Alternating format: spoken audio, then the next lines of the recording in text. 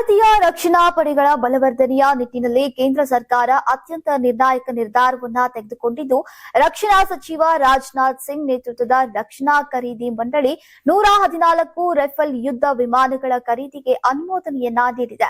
ಅದರಲ್ಲೂ ಫ್ರಾನ್ಸ್ ಅಧ್ಯಕ್ಷ Emmanuel Macron ಅವರ ಭಾರತ ಭೇಟಿಗೂ ಮುಂಚಿತವಾಗಿ ಕೋಟ್ಯಾಂತರ ರೂಪಾಯಿ ಮೊತ್ತದ ಈ ಯೋಜನೆಯು ಎರಡು ದೇಶಗಳ ಸಂಬಂಧದಲ್ಲಿ ಹೊಸ ಮೈಲುಗಲ್ಲನ್ನ ಸೃಷ್ಟಿಸಲಿದೆ ಎನ್ನಲಾಗಿದೆ. ರಕ್ಷಣಾ ಸಚಿವ ರಾಜನಾಥ್ ಸಿಂಗ್ ಅವರ ಅಧ್ಯಕ್ಷತೆಯಲ್ಲಿ ನಡೆದಂತಹ ಡಿಎಸಿ ಸಭೆಯಲ್ಲಿ ಈ ಐತಿಹಾಸಿಕ ತೀರ್ಮಾನ ಕೈಗೊಳ್ಳಲಾಗಿದ್ದು, ಈ ಒಪ್ಪಂದದ ಒಟ್ಟು ಮೌಲ್ಯ ಸುಮಾರು 3.25 ಲಕ್ಷ ಕೋಟಿ ರೂಪಾಯಿಗಳಾಗಿವೆ. ಹೀಗಾಗಿ ಇದು ಭಾರತದ ಇತಿಹಾಸದಲ್ಲಿ ಅತಿ ದೊಡ್ಡ ರಕ್ಷಣಾ ವ್ಯವಹಾರ ಅಂತ ಗುರುತಿಸಲ್ಪಡಲಿದೆ. ಏತನ್ಮಧ್ಯೆ ಈ ಪ್ರಸ್ತಾವನೆಗೆ ಈಗ ರಕ್ಷಣಾ ಖರೀದಿ ಮಂಡಳಿಯ ಅನುಮೋದನೆ ಸಿಕ್ಕಿದ್ದು, ಮುಂದಿನ ಹಂತದಲ್ಲಿ ಪ್ರಧಾನಿ ನರೇಂದ್ರ ಮೋದಿ ಅವರ ನೇತೃತ್ವದ ಕ್ಯಾಬಿನೆಟ್ ಸಮಿತಿಯು ಅಂತಿಮ ಮುದ್ರೆ ಒತ್ತಲಿದೆ.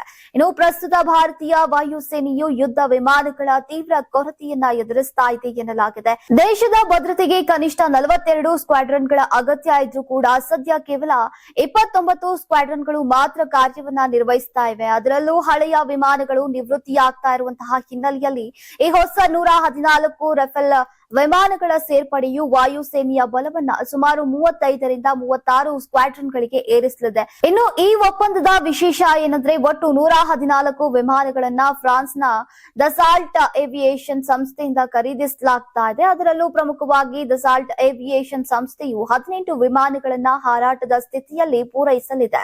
ಉಳಿದ 96 ವಿಮಾನಗಳನ್ನ ಭಾರತದಲ್ಲಿಯೇ ಟಾಟಾ ಅಡ್ವಾನ್ಸ್ಡ್ ಸಿಸ್ಟಮ್ಸ್ ಲಿಮಿಟೆಡ್ ಸಹಯೋಗದೊಂದಿಗೆ ಈಗ ತಯಾರಿಸಲಾಗುತ್ತೆ.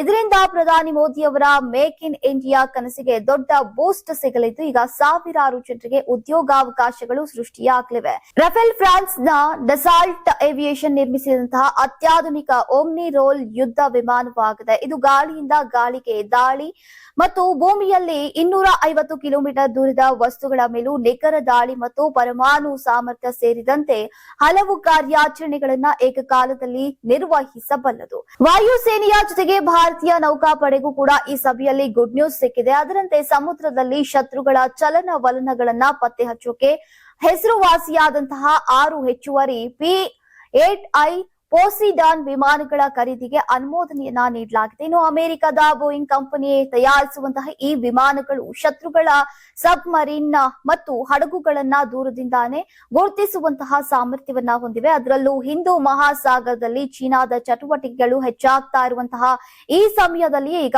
ಹೊಸ ವಿಮಾನಗಳ ಸೇರ್ಪಡೆ ಅಗತ್ಯವಿತ್ತು. ಯಾರಾಗ್ತಾರೆ ಎಂಎಲ್ಎ ಅಭ್ಯರ್ಥಿ 2028 ಶೀಘ್ರದಲ್ಲೇ. ಪ್ರತಿದಿನ ಒಂದೊಂದು ಕ್ಷೇತ್ರದ ಟಿಕೆಟ್ ಆಕಾಂಕ್ಷಿಗಳ ಸಂಪೂರ್ಣ ಮಾಹಿತಿ ಪೊಲಿಟಿಕಲ್ ಜರ್ನಲಿಸ್ಟ್ KM ಶಿವಕುಮಾರ್ ಅವರಿಂದ.